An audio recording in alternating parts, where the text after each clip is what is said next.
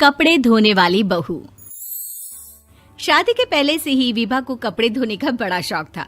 कभी नल के नीचे तो कभी तालाब के पास। अरे मेरी नीली वाली लुंगी नहीं दिख रही है। विभा की अम्मा, कहाँ रखी है लुंगी? अरे वो तो विभा ने परसों ही धोकर रखी थी आपकी अलमारी में, देखो वहीं होगी। वो ना मैंने आज धो दी, मुझे लगा कि गंदी हो गई होगी। अरे कैसे गंदी हो गई थी? उसे तो मैंने पहना भी नहीं। हे भगवान, इस लड़की के कपड़े धोने की आदत से परेशान हो गया हूँ मैं। जितना तो घर में राशन नहीं आता, उससे कहीं ज्यादा डिटर्जेंट पाउडर का खर्चा है। इसकी शादी करवा दो, शादी जाए अपने घर में ही करे काम, फिर चाहे घर के कपड़े धोने हो या पूरे गांव के। हाँ ठीक बोल रही हूँ, देखता हूँ मैं कोई लड़का। वो दिन भी आ जाता है जब विभा को देखने लड़के वाले आ जाते हैं। लड़की मुझे अच्छी लगी। होने वाली सास कहती है, बेटी अगर कुछ पूछना है तो पूछ लो। वैसे तो हमारी लड़की बहुत ही शर्मीली है, जो बोल दो वो मान लेती है, इसे क्या पूछना होगा। अरे कैसी बात कर रही हो माँ, मुझे इन लोगों के घर रहना है, सवाल तो कई है। हाँ हाँ बेटा, पूछ लो ना, क्या पूछना है।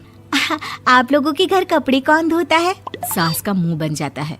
देखो, अगर तुम ये कहना चाहती हो कि तुम्हें कपड़े धोने नहीं आते तो सुन लो, कपड़े मैं ही धोती हूँ, लेकिन तुम्हारे आ जाने के बाद मैं रुमाल तक नहीं धोऊंगी। अरे चुप रहना भाग्यवान, बहू बेचारी घर आई नहीं, उसे डराना शुरू कर दिया। वो क्या है ना बिटिया, अभी तक तो ये कल्लू की माँ ही धोती थी, लेकिन अब तुम्हारे पापा तो दहेज में वॉशिंग मशीन देंगे ही। तभी विभा की माँ बोल पड़ती है, सवाल भी पूछा तो क्या। वैसे भाई साहब, मशीन की तो फिर भी कपड़े धोने की कैपेसिटी होती है। मतलब जो बिटिया दे रहे हैं ना विभा, इसे कपड़े धोने का बहुत शौक है। ये आप लोगों के क्या, आस पड़ोस गांव मोहल्ले सबके कपड़े धो दे और उफ तक ना करे। बाहर देखा नहीं आपने कितने कपड़े सूख रहे हैं? सब हमारी बिटिया ने ही तो धोए हैं। बस भी करो ना माँ, शर्म आ रही इतनी तारीफ सुनकर। और तो और एक दाग निकाल कर दिखाओ तो मान जाऊं। हाँ अच्छा, माफ करना बेटा, मैंने गलत समझा। हमें तो रिश्ता बहुत पसंद है। और ऐसे जुड़ जाता है रिश्ता कपड़े धोने का शौक रखने वाली विभा का। उसकी शादी हो जाती है कोयला फैक्ट्री में काम करने वाले कल्लू के साथ। शादी के बाद अचानक विभा चिल्लाती हुई सास के पास आती है। सासू माँ, अरे सासू माँ कहाँ है आप?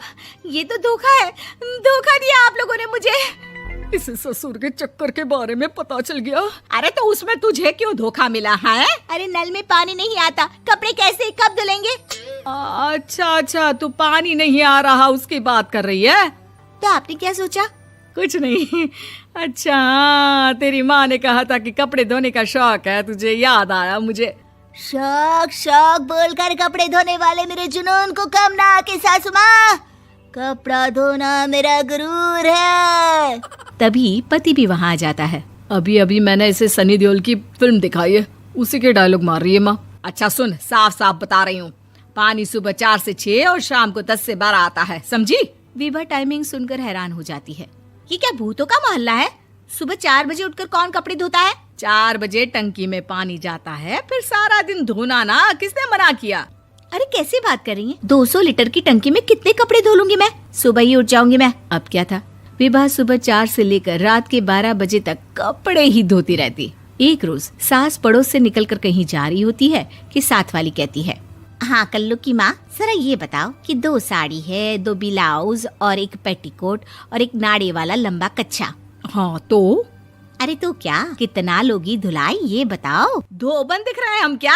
हमारे पति सरकारी नौकरी से अभी रिटायर हुए हैं और बेटा सुपरवाइजर है कोयला फैक्ट्री में। धोबन समझ रखा है हमें?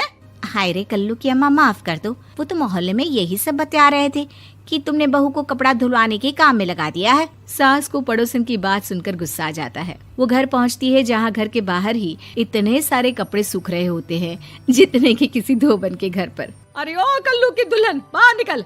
माँ जी यहीं आ जाओ, बाथरूम में चादर धो रहे हैं हम। अरे अभी हम धोते हैं, तुमको बाहर निकलो। ये आस पड़ोस वाले बोल रहे हैं कि हम बहू से कपड़े धुलवा कर उसे कपड़ा धोने वाली बना दिए हैं। अरे छोड़ो ना माँ जी, किन लोगों की बातों में आती हो? आस पास के लोगों का तो काम ही होता है कि वो किसी तरह सास बहू को लड़ा दे। बहू सारे घर के कपड़े धोती है, ये क्या कम है? बोलिए।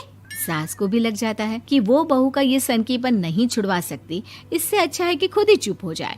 एक रोज सास और बहू मंदिर जाते हैं, जहाँ सास की साड़ी वहाँ खड़ी भीख मांगने वाली से मिलती है। माँ जी क्या बात है, आपकी साड़ी उस भिखारन से कितनी मिल रही है ना? हाँ हाँ देखो तो, दोनों की साड़ी मिल रही है। क्या बात है कल्लू की अम्मा, तुम खुद को तो अफसर की बीवी बताती हो और ऐसी सिंपल सी प्लेन साड़ी पहनकर घूमती हो। सिंपल और प्लेन नहीं है ये साड़ी। तो क्या सोने के धागे से फूल बने हैं? कुछ भी सासू माँ, कुछ भी। हाँ बने थे इस साड़ी में सोने के धागे से फूल। मेरे पति लेकर आए थे मद्रास से स्पेशली मेरे लिए 10,000 की। ताहे भाई साहब इस भिखारन के लिए भी सेम टू सेम साड़ी लेकर आए होंगे 10,000 की। सास उस वक्त तो कुछ नहीं कहती, लेकिन बहू के साथ घर आती है और अलमारी से एल्बम निकाल कर लाती है। ये साड़ी देख रही है, ये वही साड़ी है जिसे मैंने अभी पहना था। इस साड़ी में ये जो चमकदार फूल दिख रहे हैं ना, ये सोने के धागों से काढ़े गए हैं। लेकिन तू लोकल वॉशिंग मशीन ब्रश से घिस घिस कर सारे फूलों को निकाल कर साड़ी प्लेन कर दी।